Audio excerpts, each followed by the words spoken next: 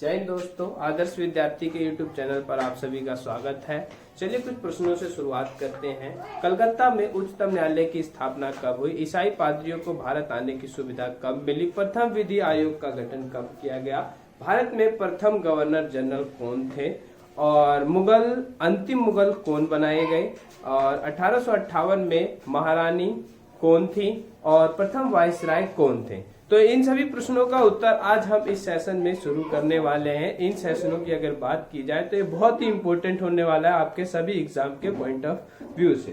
तो सबसे पहले आपको समझना होगा कि किस तरीके से भारत में ईस्ट इंडिया कंपनी का आगमन हुआ। तो कुछ अधिकारी तो आने शुरू हो चुके थे। आपको पता होना चाहिए कि सबसे पहले लड़ाई हुई हमारी प्लासी का युद्ध। प्लासी का युद्ध 1757 में हुआ और बक्सर युद्ध हुआ 1764 में। प्लासी के युद्ध में सिराजुद्दौला, नवाब सिराजुद्दौला की मृत्यु होती है। सिराजुद्दौला की हार होती है, जिसके कारण क्या होता है, ईस्ट इंडिया कंपनी बंगाल में प्रवेश कर जाती है। उसी तरह बक्सर युद्ध में भी ईस्ट इंडिया कंपनी की जीत होती है। तो इन दोनों ही युद्धों में ईस्ट इंडिया कंपनी के जीत होने के कारण क्या होता है, बंगाल पर ब्रिटिश ईस्ट इंडिया कंपनी का आगमन हो जाता है। अब ब्रिटिश ईस्ट इंडिया कंपनी के आगमन होने के परिणाम स्वरूप ब्रिटिश ईस्ट इंडिया कंपनी अपने शासन को बेहतर से बेहतर करने के लिए कई सारे परिवर्तन करती है। जैसा कि सबसे पहला परिवर्तन होता है, शासन को और ज्यादा बेहतर करने के लिए, अच्छे तरीके से शासन करने के लिए उन्होंने सबसे पहला परिवर्तन किया 1773 ईस्वी का रेगुलेटिंग एक्ट। ये एक पहला प्रयास था जो कि ईस्ट इंडिया कंपनी के द्वारा किया गया। इसके अंतर्गत अगर देखा जाए तो प्रशासनिक और राजनीतिक कार्यों को मान्यता दी गई। ध्यान रखना, रेगुलेटिंग एक्ट में ही प्रशासनिक और राजनीतिक मान्यता दी गई। ठीक है। दूसरा परिवर्तन इसमें ये था कि बंगाल के गवर्नर को गवर्नर जनरल कहा जाता था। बंगाल के गवर्नर को गवर्नर जनरल यहाँ पर नाम दिया गया। पहला governor general lord Warren Hasting था। ध्यान रखेंगे, सबसे पहला गवर्नर जनरल भारत का कौन था? तो लॉर्ड वारेन हेस्टिंग था। ये होते क्या थे, सबसे पहले ये समझेंगे। ईस्ट इंडिया कंपनी ने अच्छे तरीके से शासन करने के लिए एक अधिकारी नियुक्त किया रखा था जो कि ऊंचे पद का होता था। तो सबसे ऊंचे पद का जो अधिकारी होता था उसको उस जमाने में कहते थे गवर्नर जनरल। क्या कहते थे? Governor general. तो वो कौन थे? तो लॉर्ड वारेन हेस्टिंग थे। कौन थे? Lord Warren Hasting. यहाँ पर एक नंबर का ये सवाल आपका बनता है यहाँ पर। दूसरी बात अगर बात की जाए तो इसके अंतर्गत कलकत्ता में 1774 में उच्चतम न्यायालय की स्थापना की। तो पूछा जाएगा कि ब्रिटिश ईस्ट इंडिया कंपनी में सबसे पहले उच्चतम न्यायालय कहाँ डेवलप किया? तो कोलकाता में किया। कब किया? 1774 में किया। यहाँ पे भी एक नंबर का क्वेश्चन आपका बनता है, तो ध्यान देते जाइए। अब आते हैं इसी के बाद रेगुलेटिंग एक्ट के बाद और एक और एक्ट आया जिसको कहते हैं 1784 का Pitt's India act. Pitt's India act की अगर बात की जाए तो इसमें एक बहुत ही महत्वपूर्ण कार्य हुआ, जैसे कि राजनीतिक और वाणिज्यिक कार्यों को अलग अलग कर दिया गया और दो बोर्ड्स का गठन किया गया, जिसकी अगर बात की जाए तो बोर्ड्स ऑफ डायरेक्टर्स और board of controller. Boards of director का काम था व्यापारिक मामलों की देखरेख करना, जबकि बोर्ड्स ऑफ कंट्रोलर का काम था राजनीतिक मामलों की देखरेख करना। तो ये नियंत्रण बोर्ड थे जो कि ये कार्य कर रहे थे, ईस्ट इंडिया कंपनी के द्वारा ही बनाए गए थे। दूसरी अगर बात की जाए तो इसके बाद जो परिवर्तन हुआ वो 1793 ईस्वी का परिवर्तन था, चार्टर अधिनियम। चार्टर अधिनियम की अगर बात की जाए तो कई सारे चार्टर अधिनियम देखने को मिलते हैं, जैसे कि 1813 का चार्टर अधिनियम, 1833 का चार्टर अधिनियम, ठीक है, 1853 का चार्टर अधिनियम। तो सबसे पहले बात करेंगे 1793 का चार्टर अधिनियम। इस चार्टर अधिनियम में अगर बात की जाए तो नियंत्रण बोर्ड के जितने भी सदस्य थे उन सभी लोगों को भारतीय राजस्व से वेतन देने की बात कही गई।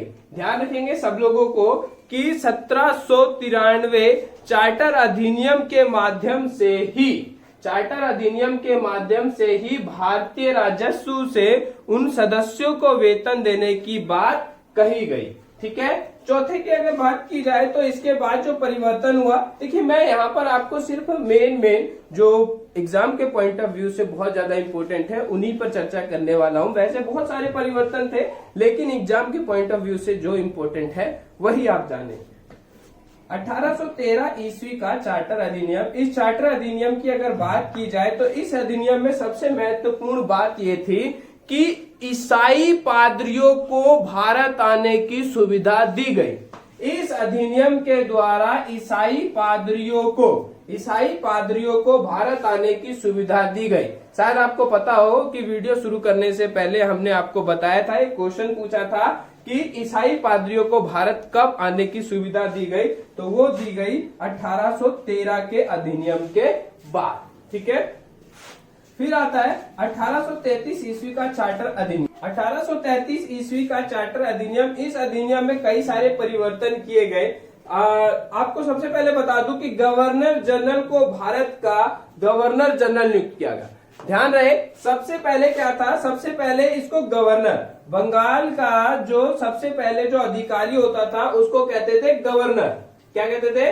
गवर्नर कहते थे। लेकिन उसके बाद उसको नाम दिया गया 1793 के बाद गवर्नर जनरल।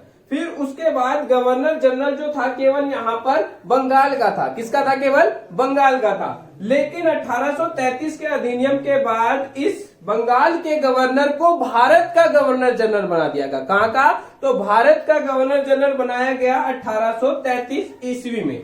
ठीक है। 1833 ईस्वी के चार्टर अधिनियम के बाद भारत का गवर्नर जनरल बना दिया गया। तो क्वेश्चन आएगा, पहला भारत का गवर्नर जनरल कौन था? तो लॉर्ड विलियम बेंटिक। कौन था? Lord William Bentinck. ध्यान रहे, लॉर्ड विलियम बेंटिक। और सबसे पहला पूछा जाए बंगाल का गवर्नर जनरल कौन था? तो लॉर्ड वारेन हेस्टिंग था। कौन था? Lord Warren Hasting. अच्छा, कंपनी के व्यापारिक अधिकार पूर्णतः समाप्त कर दिए गए। कंपनी का कार्य शासन करना रह गया। जो कंपनी व्यापारिक काम करती थी उसको इस अधिनियम के द्वारा खत्म कर दिया गया। अब केवल उसका काम था शासन करना।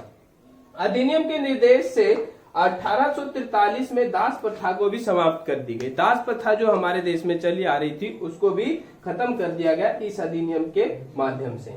1834 में लॉर्ड मैकाले की अध्यक्षता में प्रथम विधि आयोग का भी गठन किया गया। विधि आयोग का काम था कानून का निर्माण करना।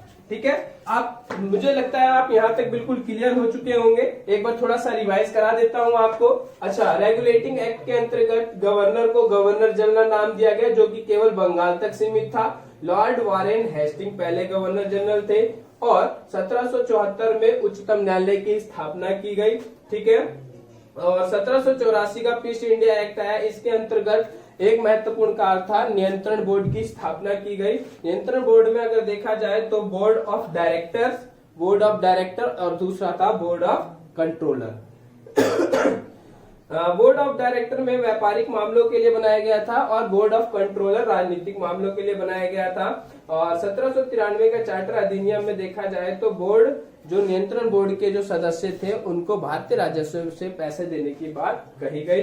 यहाँ पर देखेंगे तो मैंने बताया था 1813 में ईसाई पादरियों को क्या किया गया? भारत में आने की सुविधा दी गई। 1833 के अधिनियम में हमने बात की गई, जो बंगाल का गवर्नर जनरल होता था अब उसे भारत का गवर्नर जनरल बना दिया गया। और प्रथम भारत का गवर्नर जनरल था लॉर्ड विलियम बेंटिक। कौन था? Lord William Bentinck. एक नंबर का क्वेश्चन आने की संभावना है। और इसके अंतर्गत एक और काम था कि कंपनी के व्यापारिक कार्य को खत्म कर दिया गया, उसका केवल काम रह गया शासन करना। अधिनियम के निर्देश से 1843 में दास प्रथा को खत्म कर दिया गया और 1834 में लॉर्ड मैकाले की अध्यक्षता में विधि आयोग का गठन किया गया। आई होप आप ये बात सारी समझ चुके होंगे।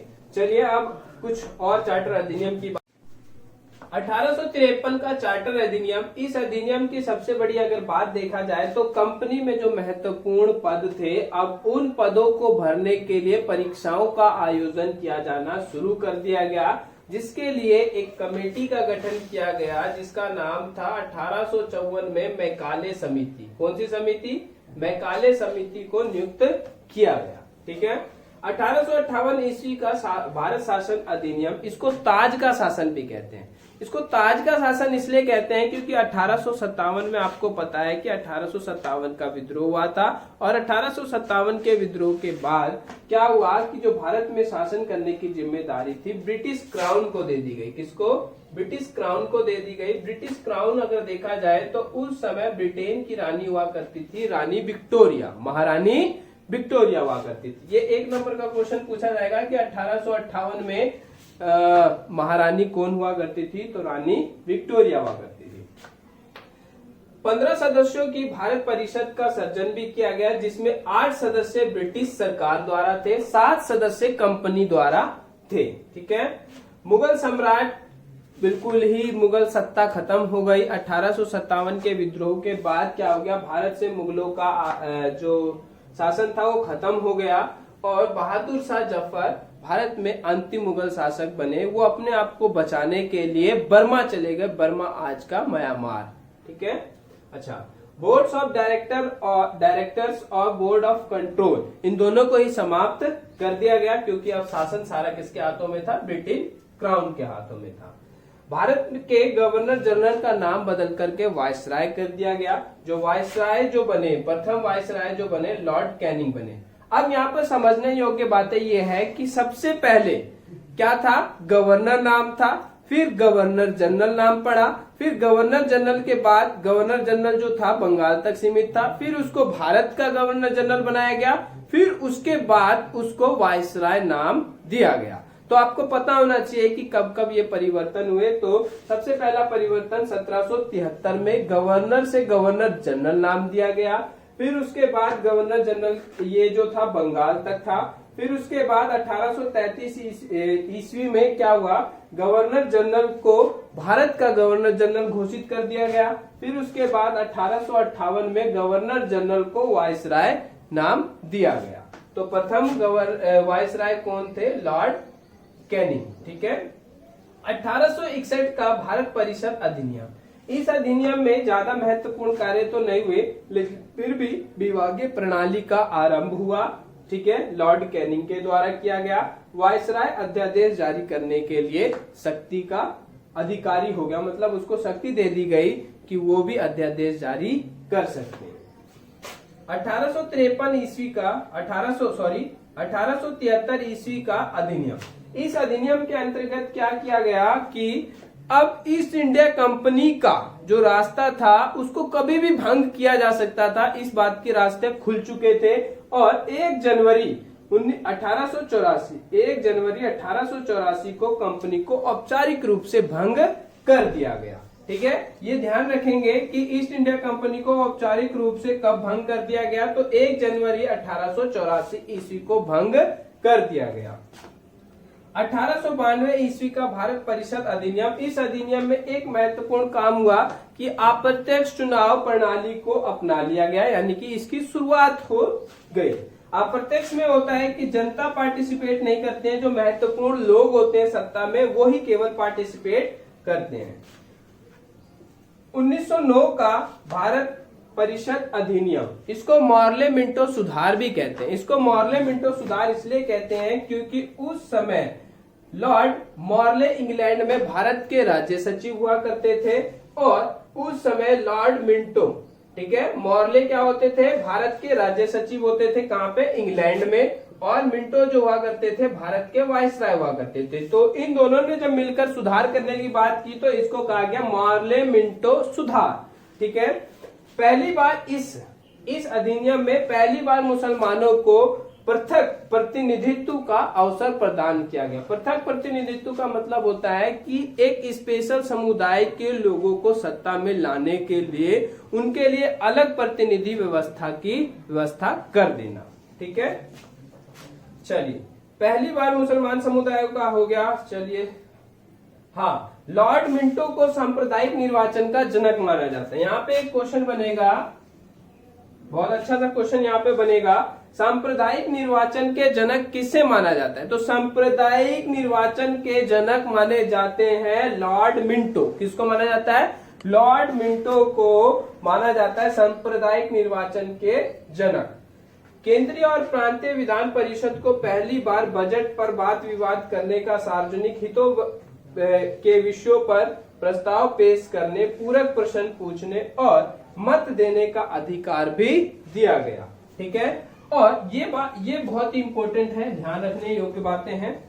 सत्येंद्र प्रसाद सिन्हा वायसराय की कार्य परिषद में प्रथम भारतीय सदस्य बने, जो कि विधि सदस्य बनाए गए। कौन बनाए गए? विधि सदस्य। तो पहला क्वेश्चन आएगा, भारतीय विधि सदस्य बनने वाले प्रथम व्यक्ति कौन थे? तो सत्येंद्र प्रसाद सिन्हा। चलिए, ये आपको, आई होप, मुझे लगता है कि आपको ये वीडियो बहुत अच्छी लगेगी। अगर आपको ये वीडियो अच्छी लगे तो लाइक करें, सब्सक्राइब करें और इसी तरीके से इसको शेयर करते रहें। धन्यवाद।